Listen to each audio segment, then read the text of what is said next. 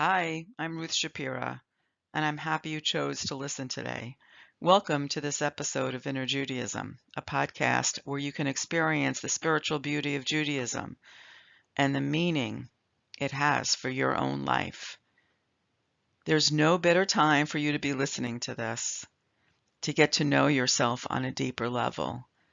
The Jewish New Year is soon going to be here, Rosh Hashanah.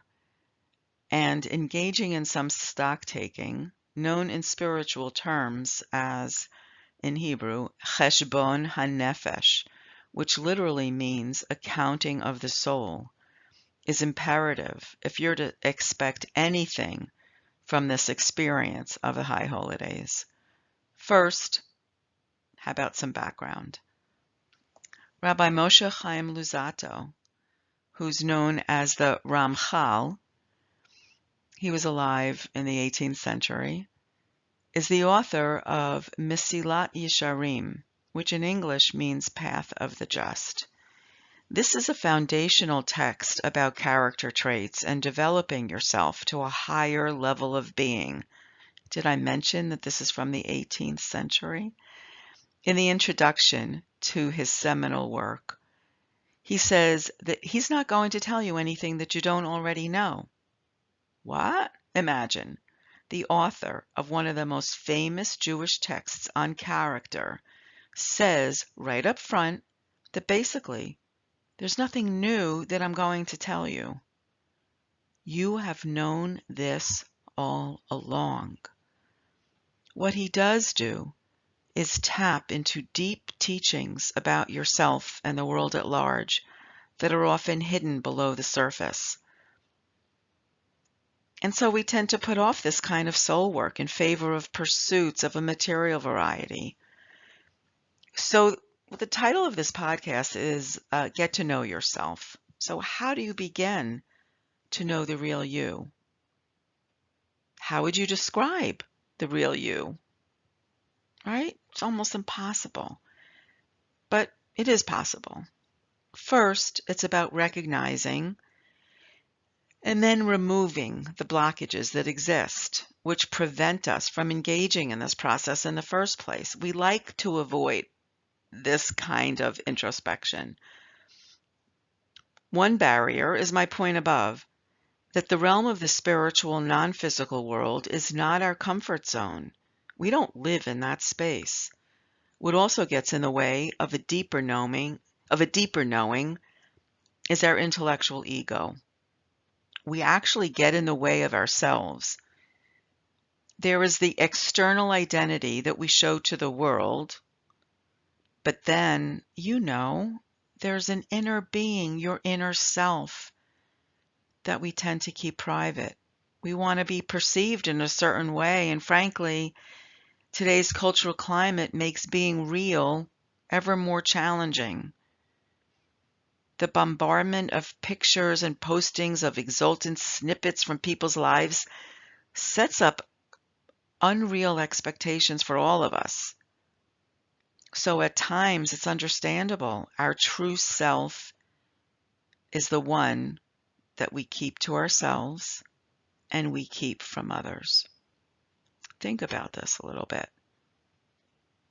How many times does your true self speak a different language than the one that you're showing to the world?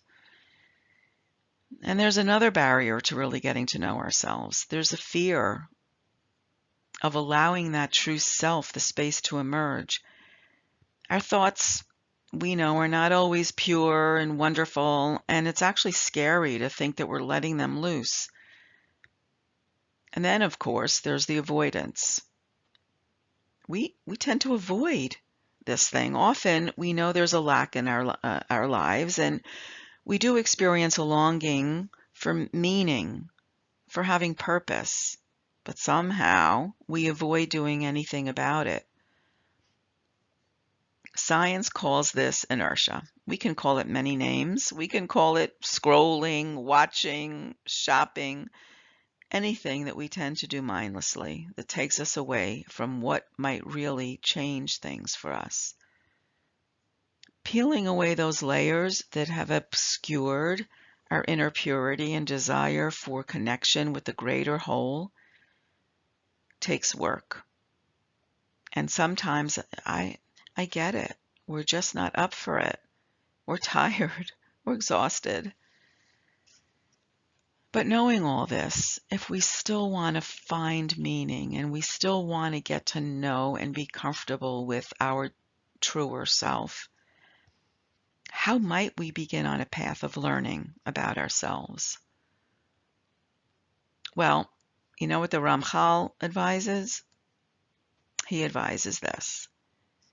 One should set aside a definitive time of the day and a specific amount of time for this assessment of your ways, so that it is not a fortuitous matter, but one that is conducted with the greatest regularity, for it yields great returns. That's from The Path of the Just, Mesilat Yesharim, Chapter 3. So it's the regularity in practice that he advises is really important here. To really spend time every day at a set time thinking about who you are and who you want to be. Our great sage Hillel advises us never to waste time in carrying out a positive change for ourselves. He says in Foundational Ethics, Chapter 1, verse 14, if not now, when? So if you're on board with the work you need to do, that's wonderful. For some extra motivation, you could listen to my previous podcast, Unlocking the Power of Self-Discovery.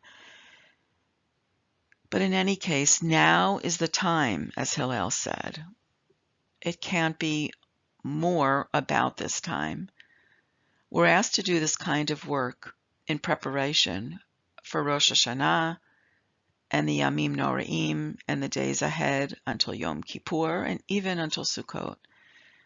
So you might just decide that now is the time to engage in this practice, the Cheshbon Hanefesh that I spoke about earlier, that hopefully might be a regular occurrence in your life. And just to keep things going, you might pursue other activities like Jewish study, the type that will elevate you just a little bit and get you closer to peeling away yet another layer. Please think about it and try it and let me know how it goes.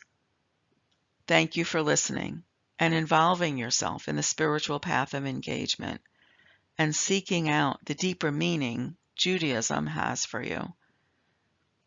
You can always write to me at innerjudaism@gmail.com. I'd be very open to hearing from you and having a conversation about this process for yourself. If you've liked what you heard, I hope you'll revisit. Wishing you a glorious day and the ability to make this day better than yesterday.